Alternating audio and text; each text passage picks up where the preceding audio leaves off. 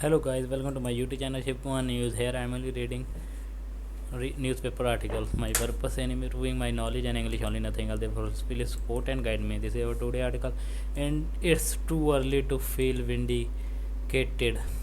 The Kerala government will have to wait before celebrating the SC verdict. KS Sudhi KS at the Hindu.company.in. State of play.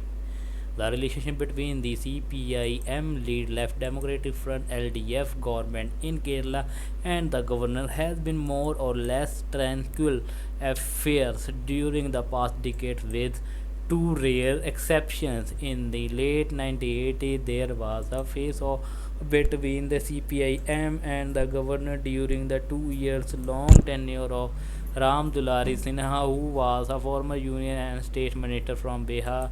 The then ruling front locked horns with the governor over the nomination of few members to the senates of the Kerala and Calicut universities of her choice, thereby ignoring the recommendation of the state government. The LDF took to the streets protesting against the governor and even organized marches to the Rajya Bhavan. Later, the LDF government also passed a resolution in the assembly condemning her autocratic act. Some of the young leaders of the Student Federation of India who were at the forefront of those protests later graduated in politics to become state minister in the second LDF government led by Pinarayi Vijayan, which again hit a collision course with Kerala government Arif Muhammad Khan. Through Mr. Khan began his tenure as the governor by declaring that he wanted to help the state government.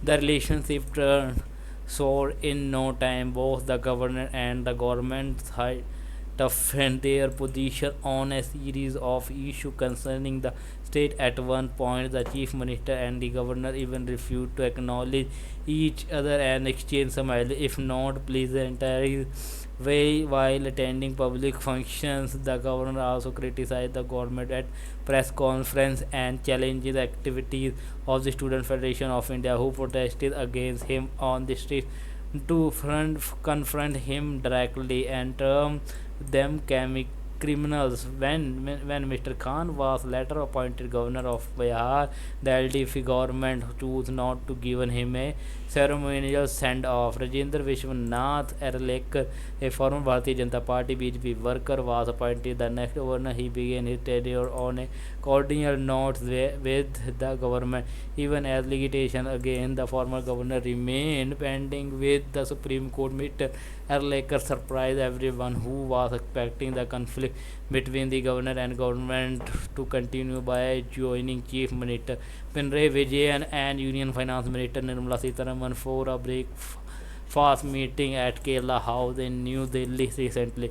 However, a recent landmark judgment of the Supreme Court has come at the most inopportune time for both the governor and the state government, declaring Tamil Nadu Governor R.N. Ravi prolonged refusal give his assent to 10 bills as illegal and enormous in law. The court fixed a time frame for the governor and the president to act as on the bills passed by the state legislature. Kerala was one of the states that took the governor to the Supreme Court. It had also said the legal and political circles of the state bowed abase with its surprise decision to file an appeal in the Supreme Court after President Draupadi Murmu withheld assent for our bills passed by the Kerala legislature without disclosing any reason. The LDF government was quick to claim that the apex court was vindicated